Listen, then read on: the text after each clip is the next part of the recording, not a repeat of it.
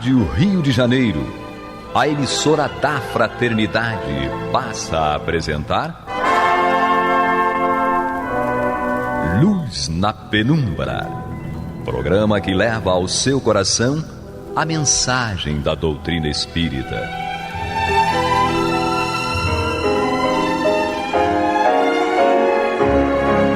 E com vocês, Eduardo Araújo, para o estudo de O Livro dos Médiuns, da obra codificada por Allan Kardec.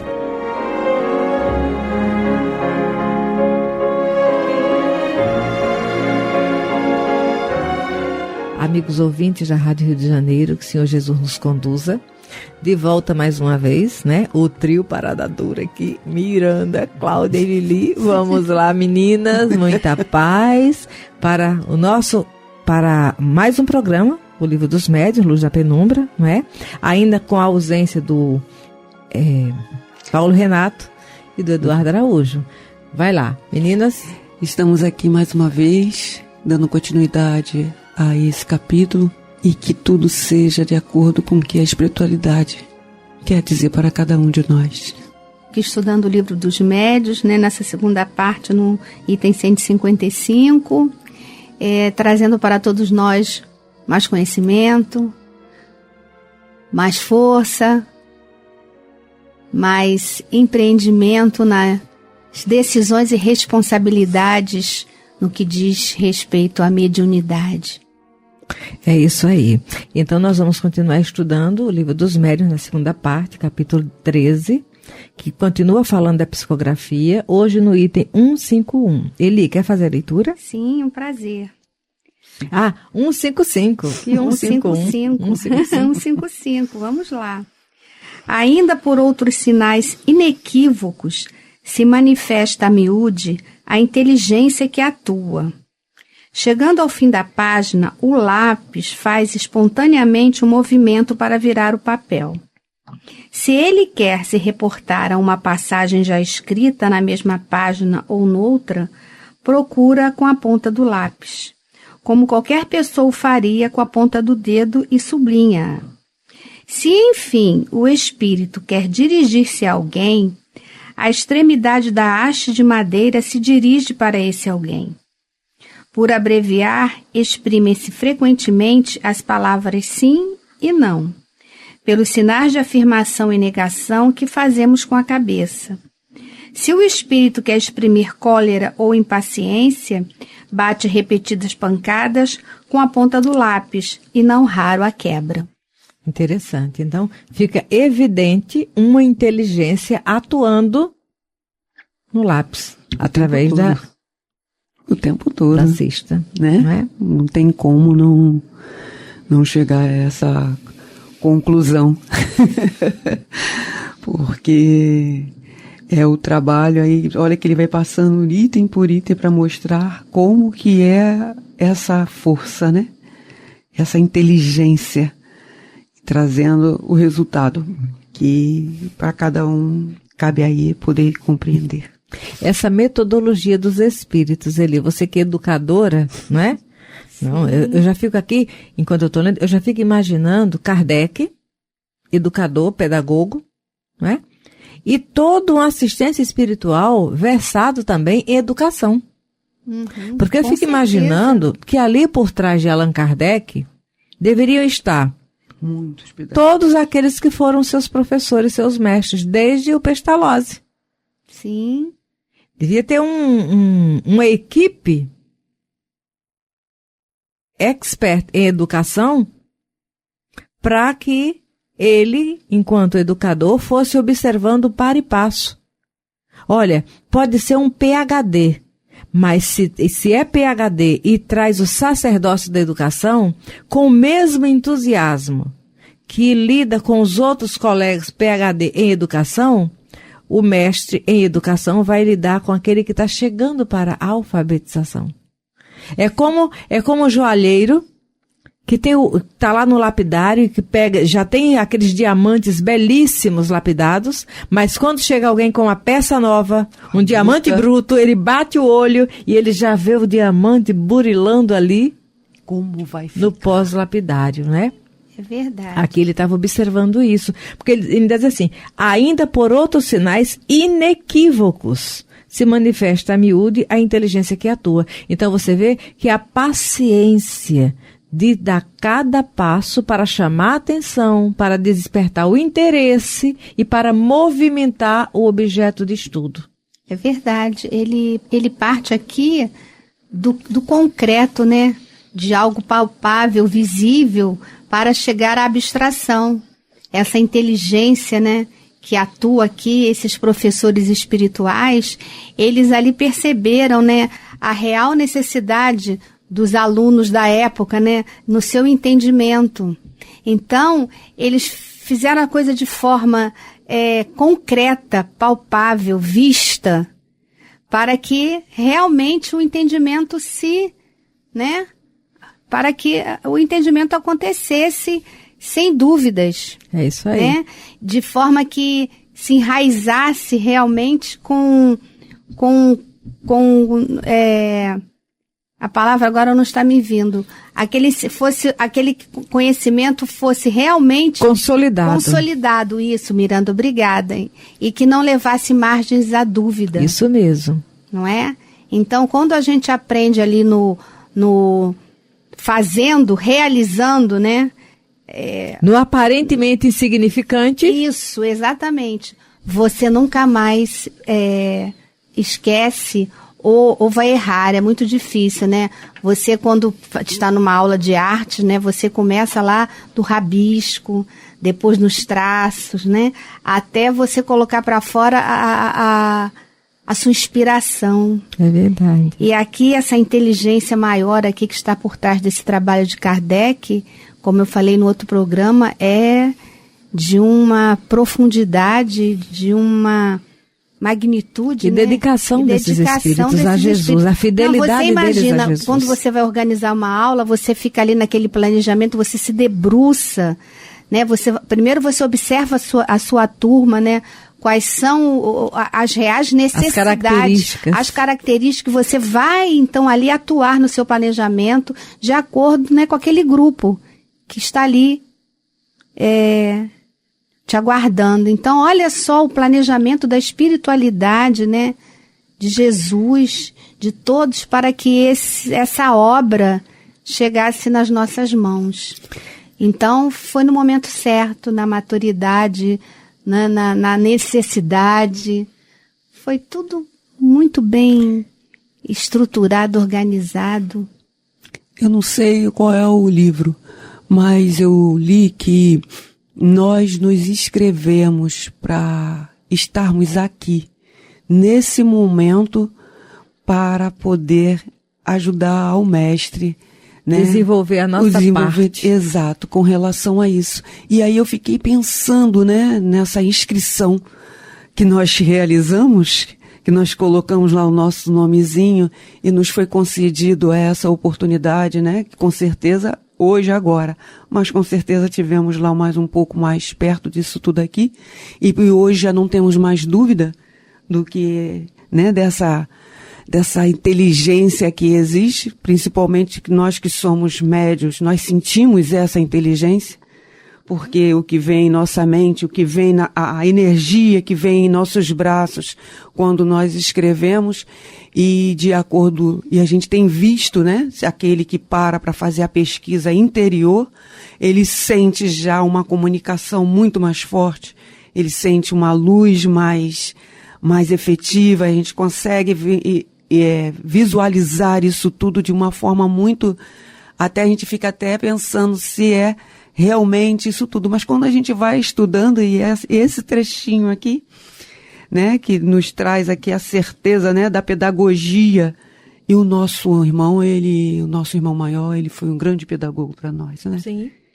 Então a equipe que se inscreveu, aí eu fiquei nesse pensamento, né, a equipe que se inscreveu nesse primeiro momento foi com esse sentimento, foi com essa energia de colaborar, de dedicação, de entrega. Exato, de poder, vamos lá, no início mesmo, vamos trazer esse conhecimento para que possa termos essa consolidação muito efetiva muito clara em nossa mente dessa energia. E eles estão aqui ainda.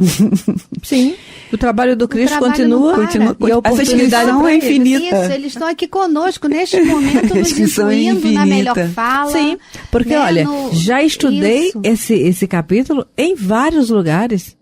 Eu lembro que a primeira vez que eu estudei esse livro em equipe foi na Educação Mediúnica do Bezerra, aos sábados à noite. Nós levamos 8 anos. Olha. Foram 8 anos. Porque cada noite era um trecho onde cada um dava a palavra, tirava dúvida, anotava, levava para casa, voltava. Então, eu nunca tive essa percepção de observar que enquanto tudo isso estava no laboratório de pesquisa de Kardec, ele tinha uma assessoria de educadores. Para que o exercício da pedagogia que ele já conhecia também fosse instrumento de aprendizado para outros, porque ali também tinham espíritos imaturos. Sim. Que estavam sendo instrumentos para, junto com aqueles médios, irem se desenvolvendo e compreendendo a mensagem. Porque traziam a dúvida e com isso mais pesquisa. Entendeu? E aí eu entendi agora. 2 palcos de estudo, o do mundo físico com Kardec pesquisando e os bastidores espirituais com educadores trabalhando. E aí eu entendo a grandeza desse espírito, né, que foi Pestalozzi naquele momento, né, de trazer aquele primeiro alimento, o primeiro alimento. O Pestalozzi teve a proposta de amparar 50 crianças órfãs e desenvolvendo recursos para atender as necessidades educacionais e a dignidade social daquelas crianças, foi que ele fundou o Instituto de Verdun. O sentido da criança aí, né? O sentido da criança, como a senhora falou que primeiro, desde o berço, né? Desde o berço. Respeitando cada necessidade de cada etapa. Em relação a isso, existem as exceções. Por exemplo, trabalhando na evangelização com jovens, certa vez, fizemos uma pesquisa de valores. Daquilo que a gente desconhece de dor que o outro passa e daquilo que é o amor que conquistaremos um dia que ainda não sabemos o que é viver aquele amor em plenitude. Aí vendo realidades diversificadas. As crianças na África, cujo calçado é garrafa PET, uma sandalinha de garrafa PET para proteger o pé do cascalho, e aqueles que têm acesso à tecnologia de ponta. Então, nessa pesquisa, nós encontramos o Boris Kripianovich, que é o Boriska, é um gêniozinho lá da Rússia. E pesquisando sobre a vida do Boriska, está na internet, vocês podem ver, ele agora já deve estar com 20 e tal anos, 20 e poucos anos. A mãe do Boriska traz informações que logo que ele nasceu, ele já segurava o pescocinho na nuca. Ele desde que nasceu, bebezinho, então logo a mãe teve os primeiros cuidados, colocava ele no colo, a nuquinha dele ficava aprumada, ele não ficava balançando a cabeça. Então ela narra que ele, a coordenação motora dele se desenvolveu muito rápido. Com 2 anos, ele já falava e já, sabe? A ponto de com 4 anos, o garoto já tem inteligência observada e estudada pelos cientistas russos, porque com 4 anos ele já lia tratados de física. Aí existem as exceções. Essas exceções, né? São as que vêm com uma missão, né? É isso aí. Essas exceções vêm com maior responsabilidade, e o Boriska, né? Vai dizer que ele não é nem da Terra, ele é de outro orbe, dá sinais, isso. E é pesquisado. Tem uma pesquisa séria na Rússia em relação a ele. Então tem as exceções, mas a grande maioria de nós precisa dessa coisa, sabe? Sim, passo a passo. Precisa passar para esse par e passo aí. Pela essa pedagogia muito para nos trazer a confiança naquilo que nós iremos executar como espírito que somos, eternos, a cada reencarnação que nós iremos utilizar. Porque aqui é sobre mediunidade. Mediunidade é ferramenta de iluminação do espírito onde ele estiver. Jesus, hoje, na condição de espírito puro, ele é instrumento do Pai por onde ele passa. E o que é o médio senão um instrumento? Não é? Então, Jesus é médio do Pai onde ele está. Naquilo que ele se decide e se dedica. E estudando esses momentos rudimentares, para que essa pesquisa em relação ao fenômeno mediúnico acontecesse na Terra, eu fiquei também lembrando, e Eliana conhece isso também, e você na condição de mãe, passou também de alguma forma. Minha mãe, professora, eu aprendi o macete com ela, trazia isso para a evangelização e nas aulas particulares que eu andei dando também na minha juventude. Para alfabetizar. Aí, a minha mãe, ela segurava na mão da criança tinha aquela ortografia, tudo lá, aqueles pontinhos, tal, mas às vezes não tinha aquele recurso para aquele aluno lá nas Brinhas do Nordeste. Aí, no princípio, a minha mãe, ela ia segurando na mão da criança. Ela não impulsionava a mão da criança para que saísse o que ela queria. Ela deixava um pouquinho de leveza e deixava que a criança fizesse o movimento dela, até para sair a característica da coisinha tortinha que a criança não sabia escrever.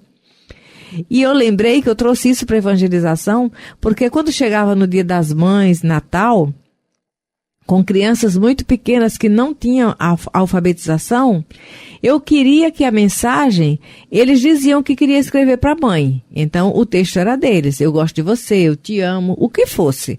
E o texto era eles que decidiam qual era. Não é? Às vezes eu sombreava, mas eu tive a oportunidade de lidar com a evangelização, onde tinha 30 crianças. E eu, a única ali no domingo de manhã para elaborar o cartãozinho do Dia das Mães. Então, nós combinávamos, a tia Miranda vai segurar sua mãozinha. Quando a tia Miranda tentar levar a mãozinha para um lado, você leve para o lado que você quiser, porque aí era o traço dele, entendeu?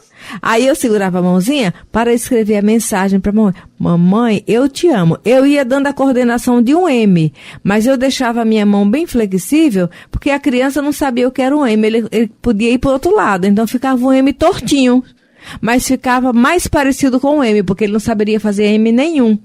Não saía a minha caligrafia e saía a minha mão conduzindo a dele, mas ele impulsionando para onde queria, que saía o M todo troncho, mas a mãe lia mãe, entendeu?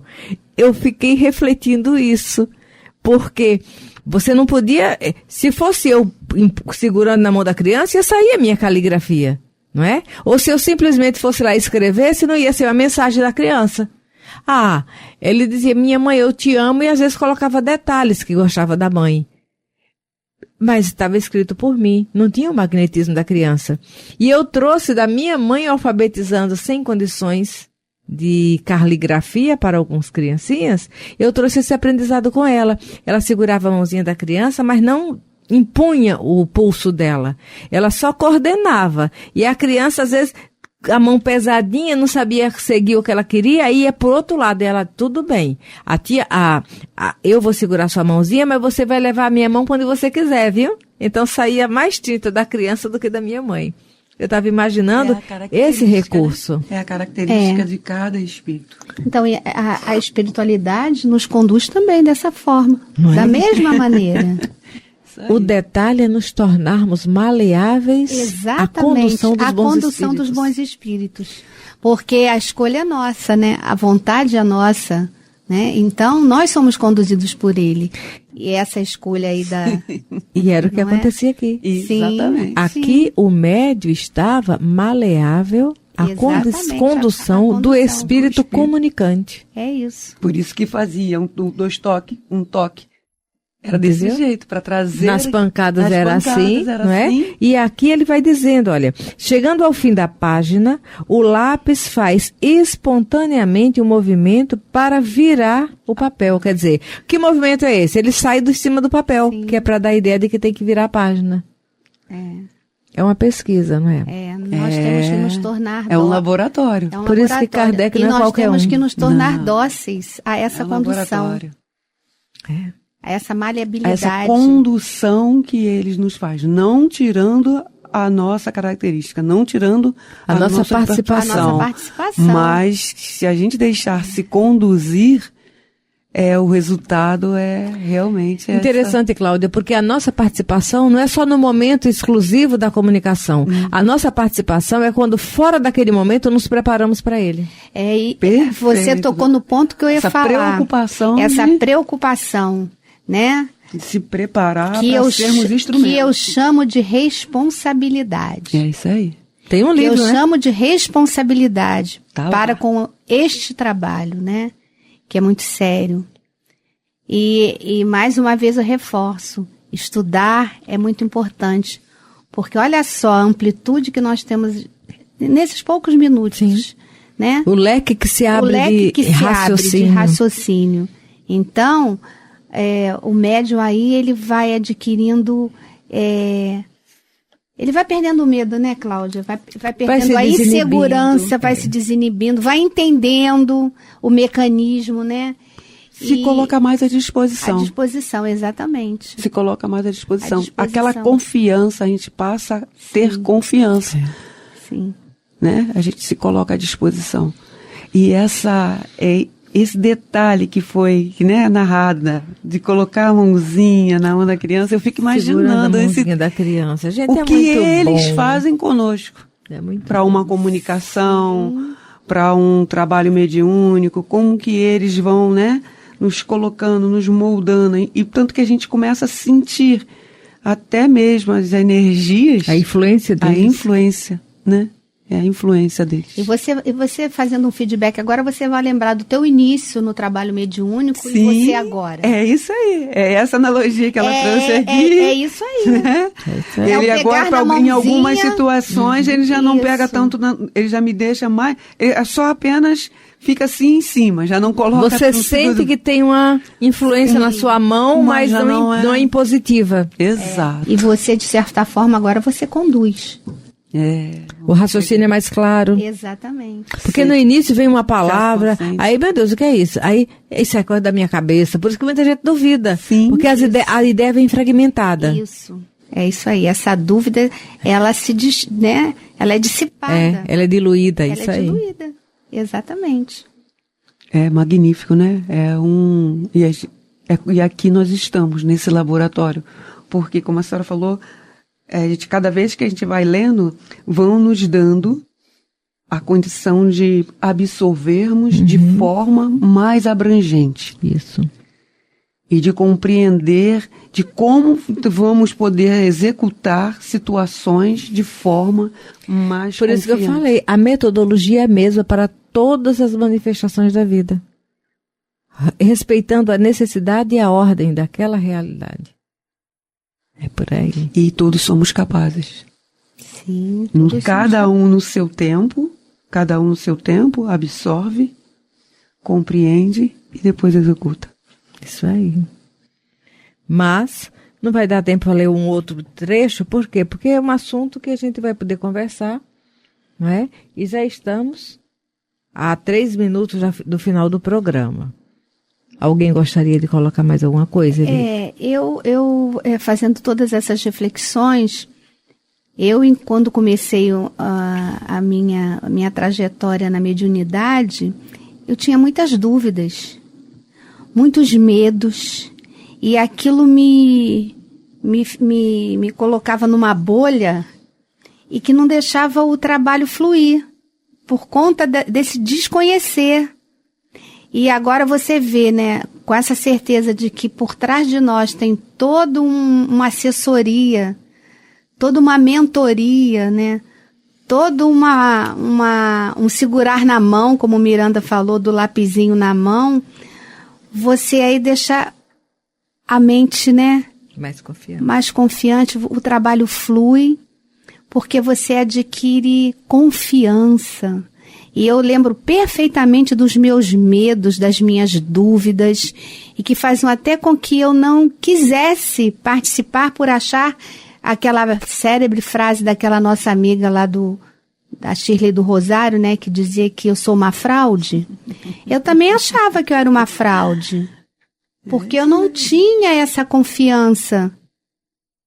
E com o estudo, o conhecimento que a gente vai adquirindo, né, através de todas essas etapas aqui que nós passamos por elas sem perceber que estamos sendo conduzidas, nós vamos adquirindo a maturidade mesmo, exercício. A confiança. É a segurança que nós estamos fazendo relativa no que está fazendo. É o correto. E o que é esse correto? É a nossa moral sendo trabalhada, a nossa disposição de estar ali sempre presente no horário certo, né? Cumprindo todas aquelas etapas planejadas, porque não é um brincar, não é para ocupar o tempo, não é para ocupar ocupar tem um objetivo, tempo, né? Porque muitas vezes as pessoas vão para um trabalho mediúnico muito por, como Cláudia falou, por curiosidade, né? Por achar aquilo ali um fenômeno, né? Dá até muita importância ao trabalho mediúnico do que as outras tarefas que tem na casa espírita. As tarefas do acolhimento, do atendimento fraterno, sim, do estudo, da evangelização, que são importantes, né? As pessoas muitas vezes dão muita ênfase ao trabalho mediúnico, mas sem entender a real importância e responsabilidade.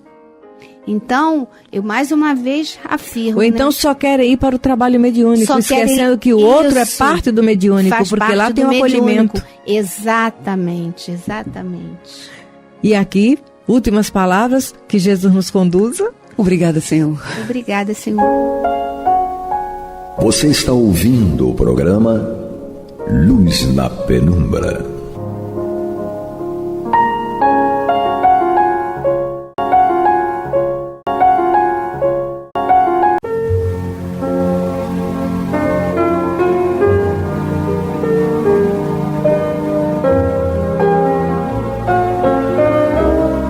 A Rádio Rio de Janeiro está levando ao seu lar e ao seu coração a mensagem consoladora da doutrina espírita, através do programa Luz na Penumbra. E agora com vocês, Amaury Santos e Astênio Oliveira, para comentar os textos da Revista Espírita de Allan Kardec no período de 1858 a 1868. Olá, meus amigos, meus irmãos.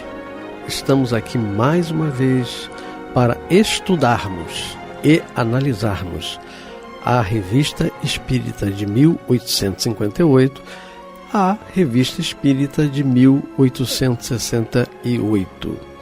Eu, Amaury Santos e Astênio Evangelista de Oliveira.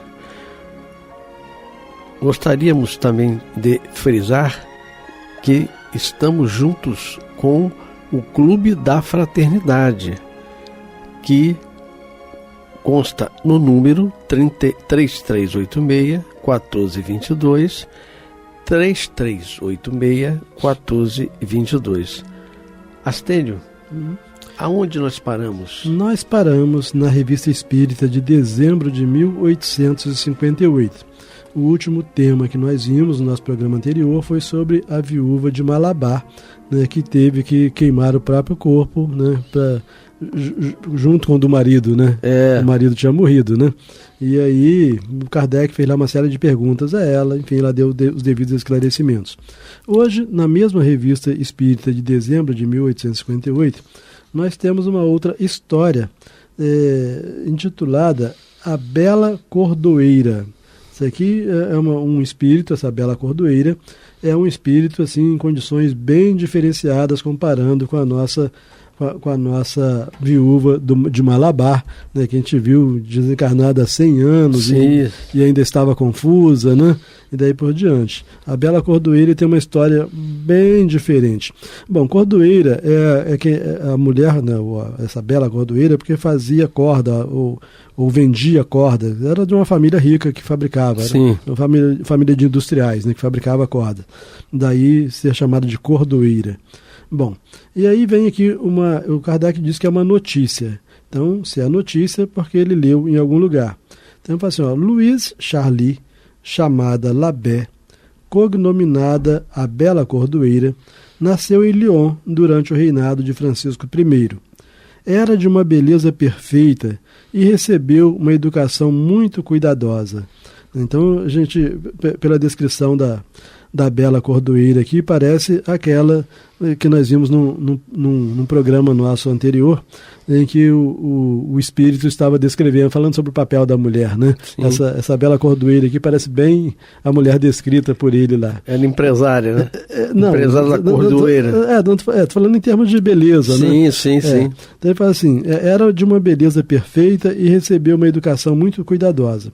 Sabia grego e latim. Falava espanhol e italiano com perfeição. E nessas línguas fazia poesias que não seriam desaprovadas pelos escritores nacionais. Ou seja, era uma mulher culta. Perfeita. Culta. Treinada em todos os exercícios corporais, Então ainda tinha destreza física ainda, né? Treinado em todos os exercícios corporais, conhecia a equitação, a ginástica e o manejo de armas. Dotada de um caráter muito enérgico, ela se distinguiu, ao lado de seu pai, entre os mais valentes combatentes do cerco de Perpignan, em 1542, que ele foi para a guerra também, né? Então não era só bela, não, era brava era também. Brava. A bela e a fera. Né? Então, se distinguiu entre os mais valentes combatentes do cerco de Perpignan, em 1542, travestida como capitão Lois. Então ela se vestia de homem, tal como a nossa Joana d'Arc, né? Havendo o cerco fracassado, renunciou à carreira das armas e retornou a Lyon com seu pai. Casou-se com um rico fabricante de cordas, dando aí a origem de cordoeira, né? Casou-se com um rico fabricante de cordas, chamado Enemond Perrin, e logo só seria conhecida como a Bela Cordoeira, nome que permaneceu na rua em que morava e no local em que ficavam as oficinas do marido. Instituiu em sua casa reuniões literárias a que eram convidados os espíritos mais esclarecidos da província. Obviamente, quando fala que os espíritos são as pessoas, não está falando dos desencarnados aqui não. Então, os homens mais nobres, né, mais cultos, eram convidados para essas reuniões literárias. Tem-se dela uma coletânea de poesias. Sua reputação de beleza e de mulher de espírito, atraindo à sua casa os homens mais qualificados, excitou o ciúme das senhoras lionesas, que procuravam vingar-se pela calúnia. Sua conduta, porém, foi sempre irrepreensível.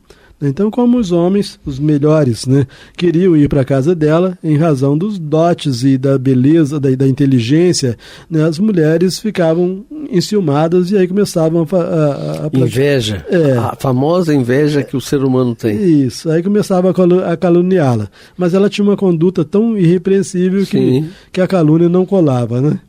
Bom, assim, por isso que a gente deve viver de tal modo, né, que ainda que alguém fale alguma coisa desonrosa contra a gente, ninguém acredite, né? Exatamente. Então, evocada na sessão da Sociedade Parisiense de Estudos Espíritas, de 26 de outubro de 1858, vê se você prestou atenção num fato aqui. A gente se lembra que a mulher anterior, lá, que foi queimada viva, ela tinha desencarnado há 100 anos. Aqui nós estamos tratando de um caso em que ela combateu em 1542 numa determinada guerra. Então, nós estamos falando de 1500 e tanto. E ela foi evocada em 1858, quer dizer, em torno de 300 anos, né, depois. Muito mais, né? Se passou 300 anos.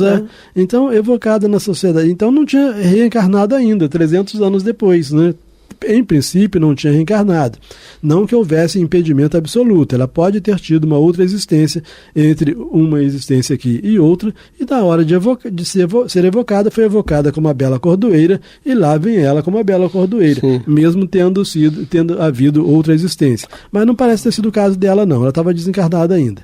Então, evocada na sessão da Sociedade Parisiense de Estudos Espíritas, de 26 de outubro de 1858, foi-nos dito que ela ainda não podia vir, por motivos que não nos foram explicados. Mas a gente vai entender já já. Não é porque ela não podia vir porque estava em desequilíbrio, no umbral, nada disso. A situação dela era bem outra.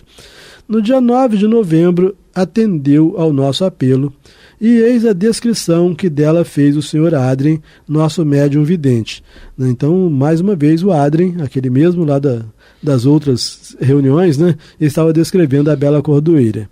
Bom, cabeça oval, tez pálido mate, olhos negros, belos e notáveis, sobrancelhas arqueadas, fronte desenvolvida e inteligente, nariz grego, nota que a outra tinha nariz de batata, né? Nariz grego, nariz grego fino, boca média, lábios refletindo a bondade de espírito, dentes muito belos, pequenos, bem dispostos. A anterior tinha dentes grandes. Cabelos negros e de azeviche, ligeiramente crespos. Belo porte da cabeça. talhe grande e elegante, roupas confeccionadas em tecidos brancos, né? Aí quando as pessoas menos habilitados ao entendimento, né, não tenham tido oportunidade ainda de entender, quando vi roupas confeccionadas em tecidos brancos, já pergunta logo, mas tem fábrica de roupas? Né? No caso dela, ela não precisava de fábrica de roupa, né, porque o espírito pode fabricar, né, mentalmente a sua própria vestimenta, né? Bom, mas aí Kardec traz aqui uma observação. Depois dessa descrição feita pelo Sr. Adrien, né, Kardec traz uma observação. Disse, sem dúvida, nada prova que essa descrição feita pelo Adrien, tanto quanto a precedente, aquela da mulher que se queimou, não passem de produto da imaginação do médium, considerando-se que não temos controle. Então ele fala assim, bom, como se fosse assim, eu confio nele. Quando ele diz que está vendo, é porque ele está vendo. Mas eu não posso comprovar que ele tá de fato vendo. Né? Exatamente. Então, assim, considerando que não temos controle. Mas quando ele o faz, assim com detalhes tão precisos, de pessoas contemporâneas que jamais viu e que são reconhecidas por parentes ou amigos, não podemos duvidar de sua realidade. Daí podemos concluir. Desde que vê uns com uma verdade incontestável, poderá ver outros. Então Kardec diz assim, olha, ele descreve, por exemplo, pessoas recém-desencarnadas, mas que ele não conheceu, e descreve no detalhe. Aí os parentes afirmam, realmente esses são as características do meu pai, ou do meu avô, e depois diante. Então se ele descreve... Incontestável, né? Porque ele tira a imagem do que ele vê, passa para frente e as pessoas reconhecem. Então, se quando se trata de pessoas recém-desencarnadas e que a descrição que ele faz é correta, por que não vai ser correta a descrição que ele faz de pessoas que desencarnaram há mais tempo, né? Bom, outra circunstância que deve ser levada em consideração é que sempre vê o mesmo espírito sob a mesma forma, e ainda que se passassem diversos meses de intervalo, a descrição não sofreria qualquer alteração. Então, se daqui a 6 meses essa bela cordoeira tornar a aparecer lá na sociedade e pedir para ele descrever, ele vai descrever do mesmo modo, né? Nariz grego, fino, boca média e daí por diante. Aí Kardec fala logo em seguida aqui, né? Ele teria que ter uma memória incrível para poder para poder saber o que ele falou 6 meses atrás. Exatamente. Né? Então, ele fala assim, seria preciso nele supor uma memória fenomenal para imaginarmos que se lembrasse dos mínimos detalhes de todos os espíritos cuja descrição tenha feito, e que se contam às centenas. Então são centenas de espíritos que ele descreve. E se o mesmo espírito aparecer outra vez, ele vai descrever do mesmo modo. O que torna verdadeiro o que ele fala. Sim, né? Porque as pessoas confirmam. Então vamos lá. Aí é feita a evocação então da bela cordoeira. E ela diz, estou aqui. Poderíeis ter a bondade de responder a algumas perguntas que gostaríamos de fazer? Ela responde, com prazer. Então a gente vê o respeito do Kardec, né? Não vai ficar constrangendo o espírito a responder porque ele tem interesse em saber, né? Então ela diz que tinha prazer em responder. Lembrai-vos da época em que erais conhecida como a bela cordoeira? Ela responde, sim. De onde poderiam provir as qualidades viris que vos fizeram abraçar a profissão das armas, que de preferência, segundo as leis da natureza, é atribuição dos homens? Então, essas qualidades viris é porque ela foi guerreira, né? Ela pegou em armas, né, e foi à guerra. Então, de onde poderiam provir? Né? Certamente Kardec estivesse esperando ela dizer que ela tinha sido homem em outras existências, né, e daí por diante. Né? Então, ela sendo tão bela, tão delgada, de onde vinham aquelas qualidades viris? E ela diz o seguinte, isso alegrava meu espírito, ávido de grandes coisas. Mais tarde, voltou-se para outra ordem. Quando ela fala voltou-se, ela está se referindo ao próprio espírito dela mesmo, né? Mais tarde, voltou-se para outra ordem de ideias mais sérias. As ideias com as quais nascemos por certo provém de existências anteriores, de que são os reflexos. Então, observou aqui que se o Kardec queria saber se ela tinha sido homem em outra existência, ela está dando a ideia de que sim. Ele fala, as ideias com as quais nascemos, por certo provém de existências anteriores, de que são os reflexos. Entretanto, elas se modificam bastante, seja por novas resoluções, seja pela vontade de Deus. A gente vê que ela era um espírito elevado. As respostas dela aqui são totalmente coerentes, né? Bastante diferentes da resposta da indiana. Da indiana lá, né? Bom, aí Kardec prossegue. Quando Kardec vê que o espírito tem conteúdo, ele... Né? Ele explora. Então, ele fala assim, por que esses gostos militares não persistiram e como puderam com tanta rapidez dar lugar aos gostos femininos? Então, depois daquela primeira derrota lá, naquela batalha, ela desistiu da vida militar. Sim. E aí se voltou para a literatura, né? Enfim. Bom, então qual foi a pergunta? Por que esses gostos militares não persistiram e como puderam com tanta rapidez dar lugar aos gostos femininos? Ela responde, vi coisas que não desejo que vejais. Ou seja, na guerra, na vida militar, ela viu coisas com as quais ela desagradáveis. Não se identificou, né? Imagina hoje, né, muitas das vezes homens, né, pedem baixa das forças armadas porque não suportam aquilo que veio lá, uma forma de tratamento, enfim, né? Bom, Éres contemporânea de Francisco I e Carlos V. Então isso é uma afirmativa, tá? Éres contemporânea de Francisco I e Carlos V. Poderíeis dar vossa opinião sobre esses dois homens, fazendo um paralelo entre eles? Aí Kardec foi fundo demais, né? Porque ele está querendo agora, já que ela conviveu com eles, ela foi da época deles, certamente Kardec os conhecia pela história, mas queria que alguém que conviveu, né, na época deles, desse opinião sobre eles e mais, comparasse os dois, né? Exatamente. Aí ela diz o seguinte, não quero julgar, próprio de espírito superior, né? Um espírito inferior aproveitaria a ocasião, né? Já que você contou, falou. Então não quero julgar. Eles tiveram defeitos, vós o sabeis. Suas virtudes são pouco numerosas, então os dois tinham poucas virtudes. Sim. Né? Alguns traços de generosidade e estudo.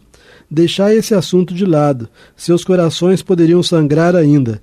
Eles sofrem bastante. Lindo esse tipo de resposta, né? Quer dizer, se colocar no lugar do outro. E ela feminina, né? Ela era bem feminina. Sim, ela lutou na guerra, sim, pegou em armas, mas continuou feminina. Sim, e continua elevada, né? A gente vai ver mais informações interessantes aqui sobre ela.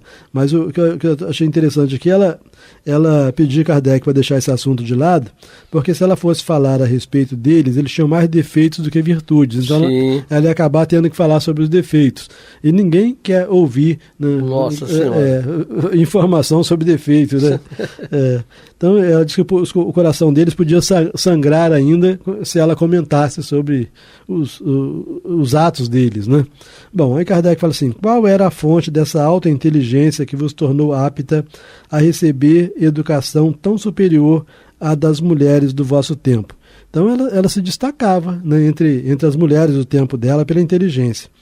Aí ela responde o seguinte, penosas existências e a vontade de Deus. Então, o que a tornou apta a receber a educação tão superior à das mulheres do tempo dela foram penosas existências anteriores e a vontade de Deus. Então, ela aprendeu isso. Ela foi se burilando. Isso, aprendeu através do sofrimento. A existência atual, né? Sim, que ela... até aquela existência, de mulher, né? Até aquela existência que ela teve, né? Penosas existências anteriores. Havia, pois, em vós um progresso anterior? Ela responde, não poderia ser de outra maneira. Né? E, obviamente, Kardec fez essa pergunta sabendo qual seria a resposta. Né? Que ninguém se torna belo, inteligente de um momento para outro. Né? Você vem fazendo isso ao longo do tempo. Então, havia, pois, em vós um progresso anterior? Ela responde, não poderia ser de outra maneira. Aí Kardec pergunta, essa instrução vos fez progredir como espírito? Aquela inteligência brilhante que ela tinha, a dedicação aos estudos, a fez progredir como espírito? Sim. Aí ela responde, sim. respondeu apenas sim. O que também não deixa de ser interessante, porque ela não estava se envaidecendo, né? Aí respondeu apenas... Olhando, né? Eu me lembro que teve num dos programas anteriores, Kardec evocou o Santo Afonso de Liguória, não sei se você se lembra. E ele estava meio metido, né? Dizendo que realmente mereceu o título de santo e daí por diante, né? Então, e ela é o oposto disso. É o oposto disso. Bom, então a 10ª questão, Kardec diz o seguinte: parece que fostes feliz na terra. Sois mais ainda agora? Aí ela responde: que pergunta, quer dizer, dá uma trava no Kardec, né? Que pergunta. Por mais feliz que se seja na terra, a felicidade do céu é bem diferente. Quantos tesouros e quantas riquezas que um dia conhecereis, e dos quais não suspeitais ou ignorais completamente. Né? Então, assim, por maior que seja a nossa felicidade no mundo, a felicidade no mundo espiritual... Né, não se compara. Porque ela fala, não é no mundo espiritual de maneira geral, ela fala do céu, mundo espiritual elevado, superior, né? Não se compara. Né? A grandeza divina é muito mais percebida por a gente na condição de desencarnado do que na condição de encarnado. E aí, como ela falou que a felicidade do céu é bem diferente, aí Kardec foi logo lá na palavra céu e perguntou: que entendeis por céu? Né? E ela disse: entendo por céu os outros mundos. Ele vai na ferida, né? Entendeis do céu, o que é o céu? E agora a resposta dela, que ela fala assim: entendo por céu os outros mundos, pode estar incluído aqui as outras esferas espirituais e os outros planetas. Exato. Né? Porque nós temos outros mundos também que não tem nada de céu, são até piores do que a Terra. Né? Mas ela entende por céu outros mundos. Bom, no momento, que mundo habitais? Ela responde: habito um mundo que não conheceis. Então ela não estava mais vinculada à Terra. E aí a gente entende por que ela não pôde ser evocada no primeiro momento que Kardec queria evocar. Sim. São Luís pediu para dar um tempo. Né? Ela estava em outro planeta. Então habito um mundo que não conheceis. A ele estou pouco vinculada. A matéria prende-nos pouco. Então você já viu o tamanho do progresso dela, cara? Nossa. Né? É só do jeito que a gente queria, só. Né? Então ela estava num mundo feliz, pelo que ela descreve, está no mundo feliz, e ela está pouco presa àquele mundo, como os outros espíritos de lá também estão pouco presos, né? Porque a matéria lá não tem muito peso, né? Então você vê como o Astênio, é só uma colocação, você vê como é que varia de pessoa, né, de entidade, de espírito a espírito, né? Ela pertenceu a uma pessoa que teve educação, falava idiomas e lutou em guerras, mas ela tinha sensibilidade para ser a pessoa doce que ela era. Sim, e você vê que o fato dela ter ido para a guerra não impediu em nada que ela fosse para um mundo superior. Né? Quando você imagina, não, foi para a guerra, então deve ser um espírito revoltado. Sim, bruto. Né? E tal. Bom, nosso tempo está avançando de novo, né? Acaba rápido o programa, temos aí 1 minuto e pouco. Bom, aí quando ela respondeu a Kardec: habita um mundo que não conheceis, e se o Kardec não conhecia, porque era um mundo que não fazia parte dos nossos estudos, da nossa ciência, né? Sim. Então, no mínimo, não pertencia à nossa galáxia. Sim. Aí ele estou pouco vinculado, a matéria prende-nos pouco. Aí Kardec indaga: é Júpiter? Né? Se ela tinha falado que não conhecia, né? Então não seria Júpiter, porque Júpiter era conhecido, né? Kardec dá Júpiter, ela responde: Júpiter é o mundo feliz, mas pensais que dentre todos somente ele seja favorecido por Deus? São tão numerosos quanto os grãos de areia do oceano. Olha. Né? É muito bela a criação divina, né? Mas só mais uma questão, então a gente termina por hoje. Conservastes a verve poética que possuís aqui, né, ou a veia poética, né? Ela diz: responderei com prazer, mas receio chocar outros espíritos ou me colocar abaixo do que realmente sou. Isso faria com que minha resposta vos parecesse inútil, induzindo-vos em erro. né? Então ele diz assim, o Kardec pergunta se ela continua com a inspiração poética dela, né? Ela diz que responderia com prazer, mas se ela dissesse que sim, ela poderia chocar outros espíritos, que se fosse até em poesia melhores do que ela, né? E aí ela preferia então não responder, né, sobre como está a verve poética dela. Como dizia a Ofélia, prefiro não comentar. Então por hoje terminamos. Muito bem, meus amigos, meus irmãos, acabamos hoje mais um capítulo que nós estudamos da Revista Espírita de 1858 a 1868. Eu, Amaury Santos e Astênio Evangelista de Oliveira. Lembrando a vocês o Clube da Fraternidade. Não deixem de colaborar. 3386-1422. 3386-1422. Agradecemos também ao nosso querido Pablo. Muita paz.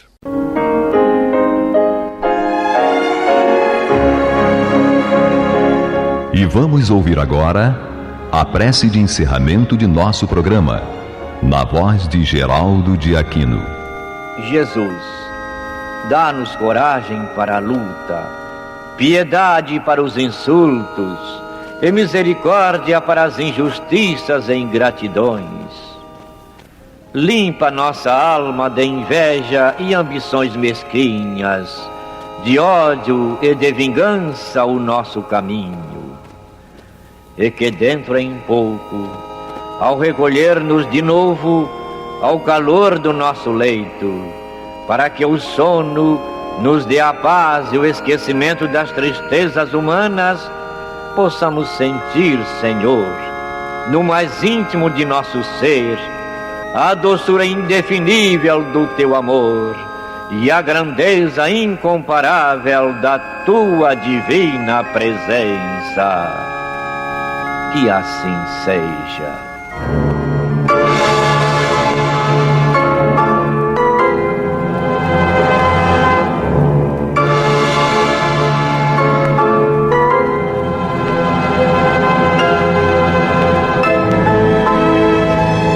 Acabamos de apresentar o programa Luz na Penumbra, que voltará a ser apresentado amanhã às 21 horas nesta emissora.